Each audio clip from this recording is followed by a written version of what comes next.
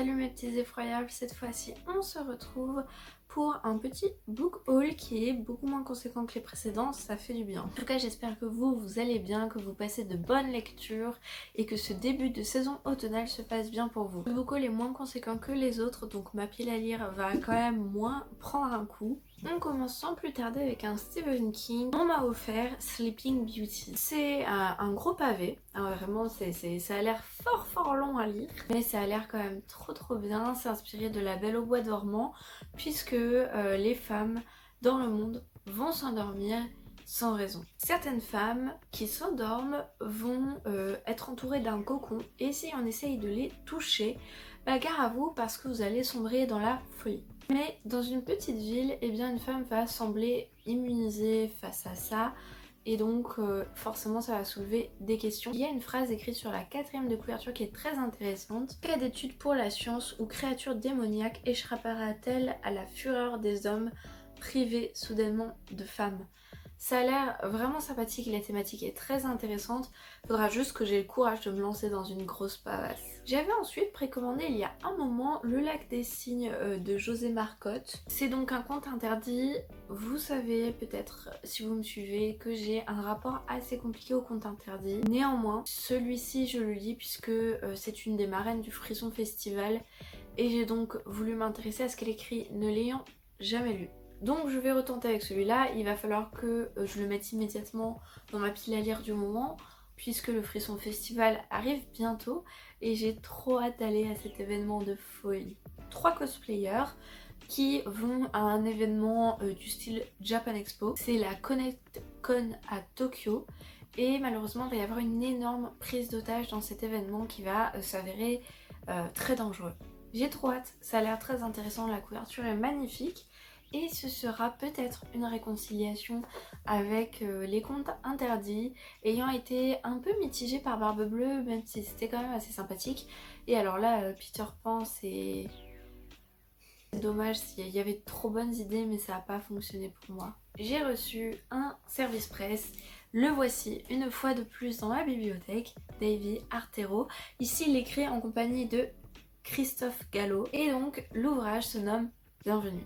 Ici on va se retrouver en compagnie de 2 femmes, semble-t-il, c'est pas spécifié vraiment clairement dans le résumé. Ils vont se retrouver enfermées dans une pièce qu'elles ne connaissent pas. Elles ont peur d'ouvrir cette porte, cette fameuse porte, puisqu'elles viennent juste de se réveiller et qu'elles sont dans un endroit qui ne leur dit rien. C'est assez effrayant et j'ai trop hâte de me lancer, de voir ce que peut faire Davy Artero en compagnie d'un autre auteur que je ne connais pas non plus, donc ça va être une découverte de plus. Ma mère m'a offert un livre que je voulais trop. À chaque fois que je passais devant en librairie, je me disais oh je le veux. Et elle a su lire dans mes pensées parce que je ne lui en avais même pas parlé.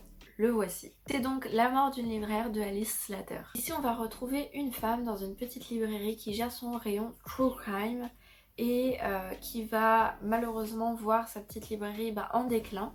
Et un jour d'autres libraires arrivent pour reprendre la librairie. Parmi ces gens se trouve une jeune femme qui paraît trop parfaite à tous les égards. Cette jeune femme va intriguer énormément la première. Il va y avoir un jeu de répulsion et de fascination entre les deux. Et la jeune femme qui s'occuperait des true crime va faire ses recherches sur cette nouvelle toute parfaite et aller bien plus loin qu'elle ne le pense dans des choses toujours plus sombres. C'est un livre qui me donne trop envie, la couverture est splendide, elle est magnifique. J'ai trop hâte de m'y lancer, j'ai vu des bons retours dessus, ça a l'air sympathique, j'ai aussi vu des mauvais retours, donc j'espère que ça va fonctionner pour moi. Et ensuite, une amie en or que je remercie énormément m'a offert plusieurs livres d'une même autrice. Et donc sur une collection de livres qui sont tous très intéressants. Voilà. Je vais prendre celui-ci, du coup c'est des livres écrits par Patricia Daré. C'est une médium qui du coup fait son travail de médium et écrit des livres en expliquant certaines choses qu'elle a vécues. C'est un sujet qui m'intéresse étant donné que je suis assez sceptique vis-à-vis de ça et je trouve que lire des ouvrages de quelqu'un qui est à fond là-dedans et qui a un lien avec ça très profond, qui travaille là-dedans, mais je pense que ça peut peut-être me faire retravailler ma vision des choses et être très enrichissant. Celui-ci c'est Il y a quelqu'un dans la maison, où elle va parler des cas de maison hantée tout simplement. Ici on a Un souffle pour l'éternité où elle raconte un petit peu comment a commencé son aventure de médium et comment selon elle le lien à la spiritualité peut améliorer une vie. Ici on a Les lumières invisibles où elle va parler de l'impact de la notion d'au-delà sur nous et potentiellement des petites choses qu'on ne prend pas comme ayant un rapport avec ça et qui pourtant l'ont. Ça a l'air intéressant aussi, hein. Franchement c'est pas du tout quelque chose avec lequel je suis à l'aise, mais justement j'essaye d'aller en dehors de ma zone de confort, d'aller dans des lectures que j'aurais pas du tout eu normalement. Et j'avais déjà vu une interview de cette dame là qui m'intéressait énormément, donc j'étais trop heureuse que mon amie me propose de me donner ses livres. Ici, je vais vous lire le résumé parce que j'arrive pas à synthétiser tout simplement de quoi parle le livre, mais il se nomme Survivre dans le tumulte. Alors que nous disposons d'un nombre inouï de moyens de gagner du temps, celui-ci nous échappe de plus en plus. Est-ce une mauvaise utilisation du progrès, une mauvaise gestion de notre temps? Sans doute, mais il y a autre chose. Les phénomènes à l'œuvre perturbent les énergies qui nous entourent. Ils ont des effets indésirables et durables, migraines, langueur inexplicable, etc., sur notre santé physique. Les guides de Patricia Daré lui ont montré que des changements profonds étaient en cours. Ce livre nous invite donc à survivre au tumulte qui agite aujourd'hui l'univers en nous adaptant, certes, mais surtout en retrouvant les valeurs profondes de notre existence. Un livre utile à tous même et surtout à ceux qui ne croient en rien. Du coup, ceux qui ne croient en rien, ça me vise plutôt pas mal. Donc à voir. Si la 4e de couverture a raison, c'est justement un défi que je leur pose de voir si le livre va me faire quelque chose ou pas. Le dernier se nomme Mes rendez-vous avec Walter Hofer. Alors ici je pense que c'est celui avec lequel j'aurai le plus de scepticisme. Elle raconte sa rencontre avec son ange gardien et ses échanges avec. Vraiment c'est un esprit qui est revenu et qui est là pour veiller sur elle. C'est expliqué comme ça. Je trouve en fait l'idée très belle d'avoir un ange gardien et j'attends de voir en fait comment elle explique ça. Encore une fois, le but n'est pas de changer mes croyances, d'adhérer ou non. Le but c'est de m'informer sur ce qu'il existe dans le monde, sur je pense une vision du monde très très différente de la mienne et justement m'ouvrir à ça sans pour autant dire oh bah ça y est je crois à tout ce qu'elle raconte.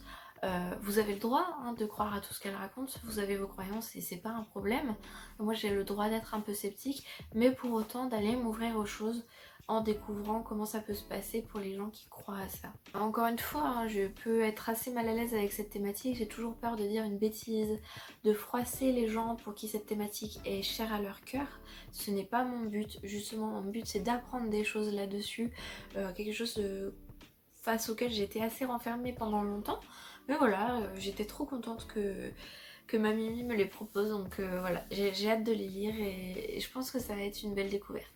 Et voilà, c'est déjà la fin de cette vidéo. Avec toutes les vidéos longues que j'ai fait récemment, ça me fait du bien d'en faire une courte, sans prise de tête, et j'en profite pour vous annoncer quelque chose. J'aimerais commencer à faire des lives, à faire des streams sur YouTube. C'est quelque chose qui me stresse un petit peu et qu'à la fois j'ai toujours eu envie de faire. J'ai eu un déclic grâce à Damien de la chaîne La Séance de Minuit. Je vous invite fortement à aller voir, j'ai eu la chance de pouvoir faire des lives avec lui et d'autres invités. C'était super intéressant, super enrichissant. C'était agréable de discuter comme ça et sa communauté est vraiment en or, mignonne, tout adorable et intègre bien les nouveaux sur les lives. Sa spécialité c'est plutôt le cinéma. Il parle quand même de tout et c'est un lecteur malgré tout. Si vous êtes super intéressé par le cinéma, c'est franchement une chaîne à laquelle s'abonner est intéressant. Il fait régulièrement des lives avec plusieurs personnes et justement c'est ça qui est bien, c'est que la discussion est toujours très enrichissante. Les thématiques sont super diverses. Moi par exemple j'ai fait un live sur la thématique de la peur, mais on a aussi parlé de Junji Ito à un moment donné, par exemple avec l'adaptation animée qui arrive. Ça peut être vraiment très large, il parle de Stephen King et de tout ce qui concerne le cinéma d'horreur. Je vous conseille donc fortement d'aller le voir et Damien, si tu passes par là, encore merci beaucoup de m'avoir invité suite à cette étourderie que j'ai commise et merci de m'avoir fait découvrir cet univers du live qui maintenant me donne envie de me lancer. Maintenant que vous savez un petit peu pourquoi, comment ça va se passer. Pour ce qui est des dates, je m'en remets à vous.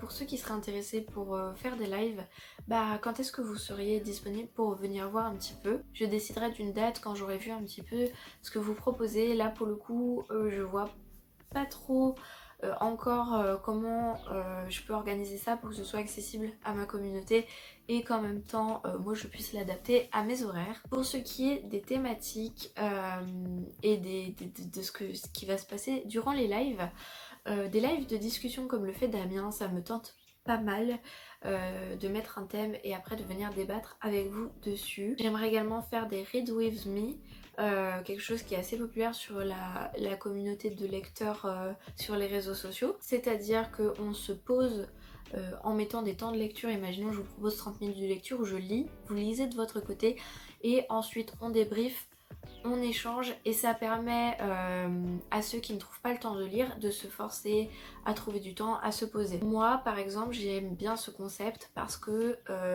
à des moments de ma vie je ne trouvais pas le temps de lire et le fait de me dire je tombe sur un Read With Me, je lis, point barre, si j'ai rien d'autre à faire évidemment, et ça me permettait au lieu d'aller faire un post Instagram, au lieu d'aller appeler une copine, au lieu d'aller jouer aux jeux vidéo, ça me permettait de poser ce temps de lecture. Je trouve ça assez sympathique et en plus de débriefer sur l'instant des lectures, c'est super agréable aussi. Et enfin, j'aimerais faire des lives jeux vidéo parce que je joue beaucoup aux jeux vidéo d'horreur, j'adore ça et je trouve ça dommage de ne pas pouvoir partager ça avec vous. Je sais que de nombreux fans d'horreur, que ce soit littérature, cinéma, ont souvent un rapport aux jeux vidéo horrifiques également. D'ailleurs, si vous aimez les jeux vidéo, je vous conseille grandement la chaîne de Voodoo que j'ai découvert grâce à la séance de minuit qui parle de jeux vidéo et qui le fait très bien, qui est très intéressant. Voilà un petit peu pour les 3 choses que j'aimerais proposer durant ces lives. Encore une fois pour les disponibilités c'est à réfléchir. Déjà ça me stresse un peu de vous le dire parce que je me dis mais ça se trouve ça va pas du tout vous intéresser, vous n'allez pas du tout avoir envie de retrouver les lives dont je vous ai parlé, peu importe laquelle des 3 idées, et si ça vous intéresse pas c'est pas grave, mais voilà, ça serait adorable de me faire un retour là-dessus. Je sais que beaucoup regardent des vidéos sans forcément s'investir, mais j'ai envie d'avoir plus d'échanges avec vous et l'avantage du live c'est que c'est vraiment instantané. Tout ça permet d'être plus proche de vous parce que j'adore lire vos commentaires, ça me fait toujours très plaisir. On est de plus en plus nombreux, on s'approche des 500, j'ai du mal à y croire, ça va faire 1 an que je suis sur YouTube et ça me touche énormément de voir comment ça avance et j'ai bien l'intention de continuer comme ça parce que c'est un plaisir d'échanger avec vous. Donc merci beaucoup, ça me tient à cœur de vous remercier, j'en serais pas là sans beaucoup de gens, sans Philippe, sans mon copain qui m'encourage énormément, sans ma famille qui est vraiment adorable avec moi là-dessus. Voilà, je suis pleine de reconnaissance, que ce soit envers mes proches, les gens que j'admire qui font partie de cet univers livresque et horrifique, et envers vous qui me suivez, qui me regardez, qui m'écoutez parler alors que je suis une pipelette concrètement qui a besoin de se défouler et de parler. J'arrête avec mon blabla et je vous dis à la prochaine les effroyables.